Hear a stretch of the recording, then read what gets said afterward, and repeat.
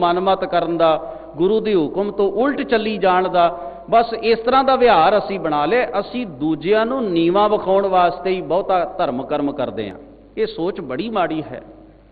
सिख तां सारी जिंदगी गुरु की भै भावनी च रह के गुरु के हुक्म नूं कमा के वड्डी तो वड्डी सेवा करके भी हमेशा गुरु के दर ते समर्पित रहिंदा है ते यही बेनती करदा है, हे वाहिगुरू ये तां तेरी मेहर है, तेरी दया है, नहीं तो मैं कौन आ करन वाला।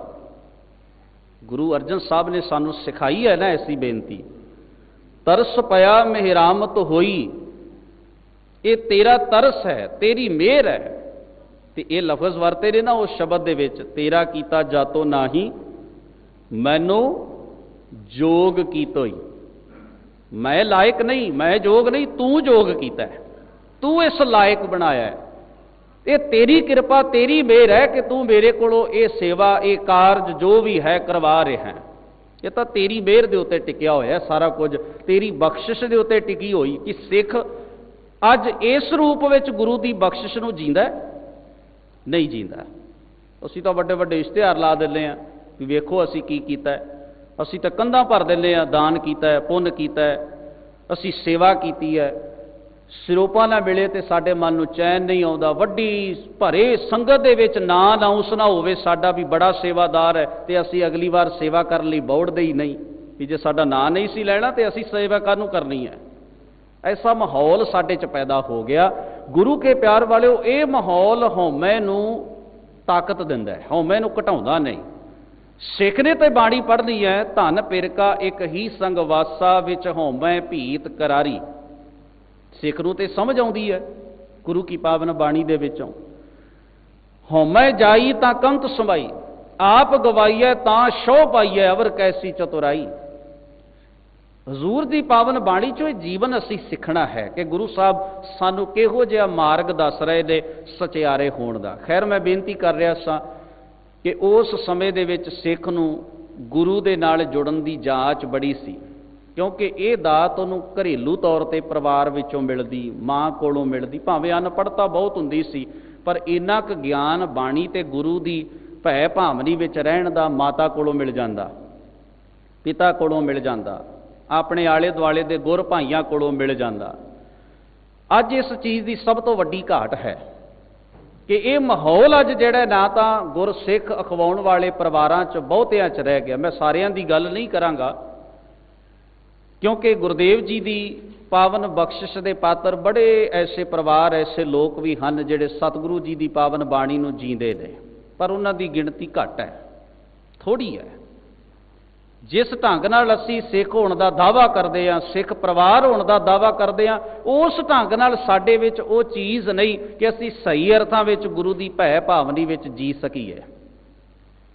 इस करके गुरु प्यार वालिओ उस जगह दे उत्ते जिस वेले असी पुरातन बजुर्गों के जीवन इतिहास वाल झात मारते, उन्हों की आपसी सांझ, उन्हों का भाईचारा, उन्हों की कौम प्रति तरस भावना, वफादारी, लगन, गुरु महाराज की अमृतमई बाणी नूं होर लोकां दे कन्नां तक भी पहुँचाउणा।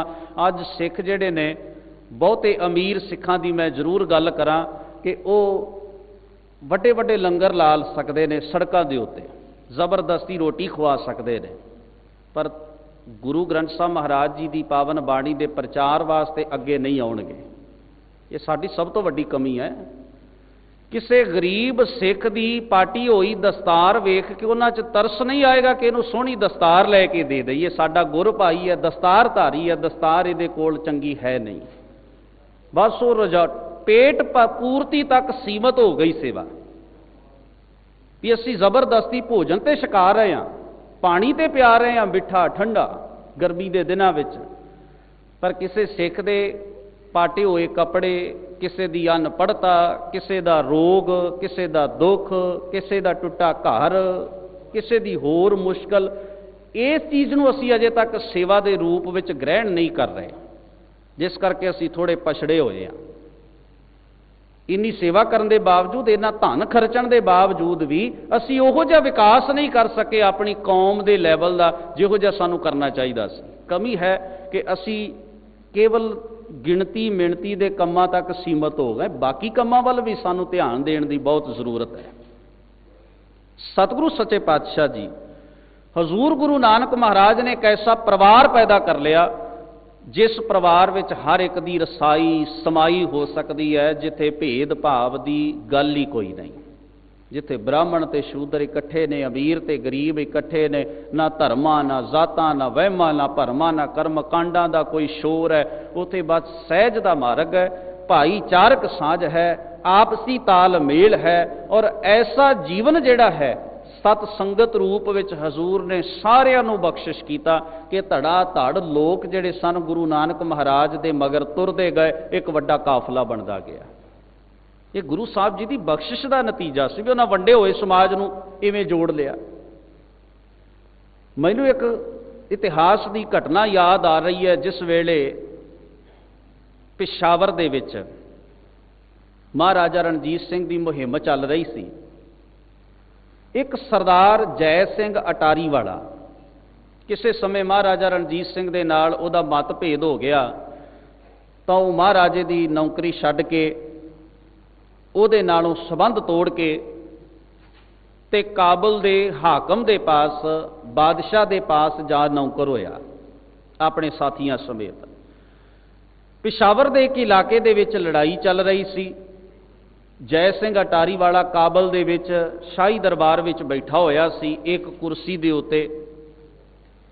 जिस वेले कुछ सिखां दे अफगानियां ने एक झड़प दे विच कुछ सिखां दे सिर कटे ते ओह काबुल दे बादशाह दे दरबार विच पेश कीते। जदों सिर पेश कीते उस जगह ते जय सिंह अटारी वाला भी बैठा होया सी। वो कुछ कह तां ना सकिया, पर उहदे दिल विचों ऐसी हूक निकली कि जय सिंघा तेरी जिंदगी दे उत्ते लानत है, तेरियां अखां दे सामने तेरे भरावां दे सिर पेश कीते गए ते तू उस दरबार विच बैठा तमाशबीन बनिया होया है जिस दरबार दे विच तेरे भरावां दे सिर तोहफे वजों भेंट कीते जांदे ने। भावें तू इन्हां नूं जाणदा नहीं ये कौन ने, पर ये सिख ने। उस वेले ही अपने साथियां नूं नाल लिया, अकाली फूला सिंह नूं आ मिलिया ते आके बेनती कीती। कहण लग्या मैनूं शेरे पंजाब नाल मिलाओ, तुसीं सालस बनो, विचोलगी करो ते साडा शक शुबा दूर कराओ। काली फूला सिंह ने आख्या जय सिंह तेरा तो मतभेद ज़्यादा है महाराजा साहब नाल, ते तू आप ही तो उन्होंने छड्ड के गया ते हुण की जाके कहां। ते जय सिंह ने इन्ना ही आख्या, कहण लग्या अकाली जी भावें ये साडे संबंध टुटण विच गलती शेरे पंजाब की बहुती है, पर अज जो मैं वेख के आया उहदे सामने शेरे पंजाब की गलती भी बड़ी छोटी है। मैं महसूस किया है कि साडी अपनी पाटो धाड़ करके साडे अपनी एकता खंडित होई करके ऐसा होया, नहीं तो कोई सिख दूजे सिख दा कटिया सिर वेखण दी हिम्मत कर सकदा है कि उहदे मन दे अंदर दर्ज दा तरस नहीं उठेगा। पर अज मैनूं ये सारा कुछ अपनी अखां नाल वेखना पिया। मेरी जिंदगी दा सब तो माड़ा पल सी, सब तो अफसोसनाक पल सी। गलती हुण किसी दी भी होवे, पर हुण मैं महाराजा साहब नाल सुलह करके ते मैं इस हालात तो बचना चाहुंदा कि अज जो मैं वेख्या मैनूं दोबारा वेखण नूं ना मिले। हुण ख्याल करियो अज सिखां दे अंदर किन्नी को ऐसी भावना है। अज तां असीं जेकर सिख जिहड़ा है सिख दे नाल ऐसी भावना रखे ना, ऐसी एकता दा एहसास रखे, उन्होंने गुर भाई जाने, गुरु दे राह ते चलण वाला अपना हम सफ़र पांधी समझे, तो साडियां किन्नियां मुश्किलों का हल हुंदा है। सोचण वाली गल है। ऐसे भी हालात ऐसे भी समय साडे बजुर्गों उपर आए, पर उन्होंने अपने प्यार को खंडित नहीं होण दिता। जिथे को होया अज तक असीं उस नूं अफसोसनाक पल आखदे हां। खैर गुरु किरपा करे, सतगुरां ने जिस भावना नाल इस परिवार नूं सिरजिया, इस कौम नूं बनाया, इस सारे सानू जीवां नूं संगठित किया है, एकता दे सूत्र विच परोया, असीं उस भावना नूं समझ सकीए किसी तरीके दे नाल।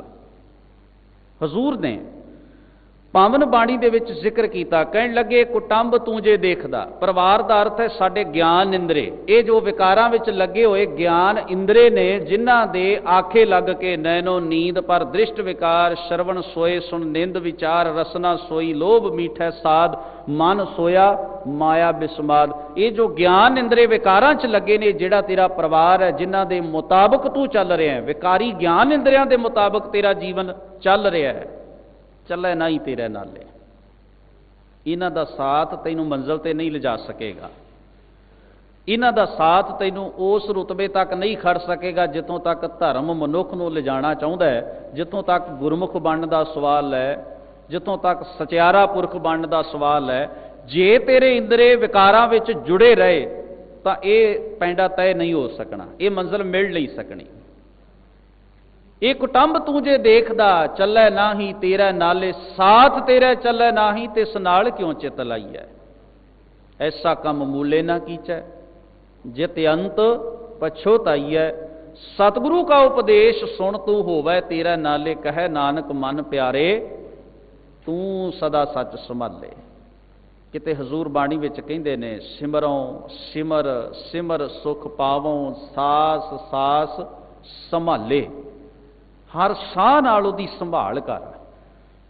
क्यों करा? क्योंकि ये लोक परलोक संग सहाई, जत कत मोहे रखवाले, गुर का बचन बसै जी नाले, जल नहीं डूबै तस्कर नहीं लेवै, भा न साकै जाले। इस संसार दे विचों उठदियां होईयां लोभ लहर दियां छल्लां, ये पानी संसार सागर दा, दुतर सागर दा तैनूं डोब नहीं सकेगा, इस दौलत नूं खत्म नहीं कर सकदा, जल नहीं डूबै। तस्कर, तस्कर का अर्थ है चोर, चोर पंज विकार ने, अहनिस तस्कर पंच चोर लगैया। ये जिहड़े साडे जीवन नूं लगे हुए चोर ने, काम क्रोध लोभ मोह अंकारा, इस दे ही अंतर पंच चोर वसै। ये जिहड़े पंज चोर वसदे ने, ये तस्कर साडे अंदर दी उस दौलत नूं, गुरु दे बचन नूं, नाम धन नूं चुरा नहीं सकदे, ये साडे कोलों कुछ खो नहीं सकदे। भा ना साकै जाले, तृष्णा की अग विच सारा संसार सड़ रहा है, वो तृष्णा की अग साडी इस दौलत नूं साड़ के सुआह नहीं कर सकती। शर्त है गुर का बचन बसै जी नाले, जी नाल हिरदे नाल गुरु का बचन वस जाए, सुरत तक गुरु के बचन की पहुँच हो जाए, मन करके सुरत ते लगन करके जे गुरु के बचन उपदेश नूं असी ग्रहण कर लिया, संबंध बना लिया गुरु की पावन बाणी ते गुरु के उपदेश नाल, फिर दुनिया की कोई ताकत साडे कोलों गुरसिੱਖੀ दे नियम, गुरु की मर्यादा, गुरु का प्यार, गुरु का मार्ग खो नहीं सकता, कोई नहीं खो सकता। बशर्ते कि जी नाल गल वसी होवे सही। जिन्हां दे जी नाल वसी है ना, लोकां ने उन्हां नूं आरियां नाल चीर के भी वेख लिया, देगां चों वाल के भी वेख लिया ते खोपर ला के भी वेख लिया, उन्हां कोलों चीज़ खोई नहीं जा सकी। ते असीं बहाने कढदे हां, जी वेखो मैं तां नशा नहीं सा करदा, मेरे एक रिश्तेदार ने मैनूं बहुत ज़्यादा प्रेरणा कर दी, मैं ना नहीं कर सकिया। कमाल दी गल है भी तू, वो तेरा रिश्तेदार है, तैनूं नशा करवाउंदा, तू भी तो उहदा रिश्तेदार है, तू उहदा छडवा लैंदा, भले दी गल हो जाती, नाले तेरा भला नाले उहदा भला। पर क्यों उल्टे राह दे उत्ते सानू कोई पा गया? क्योंकि असी जी करके चाहुंदे सां तुरना, सानू बहाना नहीं सी मिल रहा। भला होवे उस रिश्तेदार दा जिन्हें बहाना पैदा कर दिता, सुलह मार लई। ऐसा ही है ना, असी मन करके पहला ही तैयार हुंदे आ तुरन वास्ते, सानू कोई तोड़ लवे तो असी तुर पैंदे आ, क्योंकि जो साडे मन विच है ना, वही साडे विहार विच है। गुरु की पावन बाणी ने यही गल आखी है, जो जी होए सो उगवै, मुँह का कहिया वाहू। बाद में सच्चे होने वास्ते गल्लां मूँह तो करी जानियां, ये तां हवा दे महल बनाउण वाली गल है। मुँह का कहिया वाहू है। जे बचन गुरु का मन करके जी करके धारण कर लिया जाए, तो कोई भी ऐसी प्रेरणा जिहड़ी है, अवरा देख न सुनै अपख है। भगत रविदास जी कहते हैं, होर किसी की मंद प्रेरणा ते फिर बंदा अमल नहीं करता, भरोसा नहीं करता, फिर तो अपने गुरु की दी प्रेरणा के मुताबिक जींदा है। तो हजूर कहते ये अजीम महान दौलत है जिहड़ी तेरे नाल निभण वाली है, जीवन के पैंडे विच तेरा साथ देण वाली है। ये तेरा आसरा है, तेरा आधार है। गुरमुख सच संजम तत ज्ञान, गुरु की शरण पै के सदीव काल रहन वाले एक अकाल पुरख वाहिगुरू जी दे नाल सांझ बनती है। तो जदों उहदे नाल सांझ बनती है, नाम की दात मिलती है गुरु दे राही, परमात्मा के गुणां की दात मनुख की झोली पैंदी है, फिर की बख्शिश हुंदी है? संजम। संजम का अर्थ है अपनियां इंद्रियां नूं विकारां तो बचाउणा, अखां दे नाल पराया रूप नहीं तकना, मंद भावना नाल नहीं वेखना, मेर तेर की भावना नाल नहीं वेखना, ऊच नीच दे भेद भाव की नज़र दे नाल संसार नूं नहीं तकना। हाँ, कईयां नूं जुगत नहीं आई तकण दी, ते उन्हां ने सौखा राह लभ्या, कहण लगे अखां बंद कर लो रब दिसदा है। गुरु अमरदास महाराज जी ने फरमाया, कहंदे नहीं, लोड़ नहीं है। किवें देखिया जाए संसार नूं? हजूर कहण लगे, ए विस संसार तुम देखदे, ए हर का रूप है, हर रूप नदरी आया। कहण लगे वेखो सारे संसार नूं, ये नज़र है, करते ने बख्शी है वेखण वास्ते, पर नज़रिया ऐसा बनाओ। नज़र बंद करन दी लोड़ नहीं, नज़रिया बदलण दी लोड़ है, देखण दा ढंग बदलण दी लोड़ है। सेवा भी बड़ी नज़र आ जाएगी करन वाली, मदद कर जिन्हां दी कीती जानी वो भी नज़र आ जाणगे, सारे फिर रब दे बंदे नज़र आउणगे। अवल अल्लाह नूर उपाया कुदरत के, सब बंदे एक नूर ते सब जग उपजया, कौन भले को मंदे। लोगा भरम ना भूलो भाई, खालक खलक खलक मह खालक, पूर रहियो सरब ठाई। फिर समझ आ जाएगी महाराज ये रूप रंग बनावटां वखरियां वखरियां ने। ते पातशाह जवाब देंदे, माटी एक अनेक भांत कर साजी साजन हारे, ना कछ पोच माटी कै भांडे, ना कछ पोच कुंभार है। कहने लगे मिट्टी तो एक है ना, भांडे ही वखरे वखरे घड़े ने। हजूर सच्चे पातशाह बख्शिश करदे कहंदे, फिर इन्हां कन्नां दे नाल मनुख अपनी उस्तत सुनने की भुख नहीं रखता, दूजे की निंदा सुनने की भुख नहीं रखता, कोई चुगली सुनने की इच्छा नहीं रखता। फिर इस जबान नाल ना झूठियां गवाहियां दिंदा है, ना मायक नशियां दे विच मदहोश हुंदा है, ना इस जबान के स्वाद वास्ते भटकदा है, ते ना पाप करदा है, ना रिश्वत लैंदा है। इवें साडे ज्ञान इंद्रे विकारां तो बच जांदे ने। संजम आ गया, इहनूं कहिंदे ने असल विच संजम आ जाना। इनू संजम नहीं आख्या भी एक बंदा दूजे दे हथों पानी ना लैके पीवे, इनू भी साडे कई गुर भाई संजम कहना शुरू कर देंदे ने भी असी बड़े संजमी हाँ, विवेकी हाँ, बड़े मर्यादा वाले हाँ। ऐसे सज्जणा नूं विदत रखना चाहिए। हजूर धन गुरु गोबिंद सिंह साहब महाराज जिस वेले चमकौर की कच्ची हवेली नूं छड्ड के अगे तुरे सन, अपने सिखां ते पुत्रां की शहादत तो बाद दुनिया की महान असावी जंग लड़के, कि ऐसे सज्जण दस सकते हैं हजूर ने गुलाबे मसंद के घर ठहर के कुछ छकिया नहीं सी? भाई गनी खां ते नबी खां ने हजूर की सेवा नहीं सी कीती? वो तो हजूर दे हम मजहब भी नहीं सन, इस्लाम नाल संबंध रखते सन। राय कल्ले कोल राय कोट आए महाराज, वो भी मुसलमान परिवार सी। कितने ही ऐसे हजूर ने जदों सरसा नदी पार की ते कोटला पिंड निहंग खां दे घर गए, वो मुसलमान सी। सोच भेटदा ऐसे संजम का सिक्खी दे विच कोई आधार नहीं। हाँ, सफाई रखनी बहुत जरूरी है, परहेज रखना। परहेज का मतलब है साफ सुथरा सादा चंगा, परहेज का मतलब भेदभाव बिल्कुल नहीं। संजम का अर्थ है इंद्रियां नूं विकारां तो रोकना, यह है संजम जो गुरमत ने दृढ़ कराया।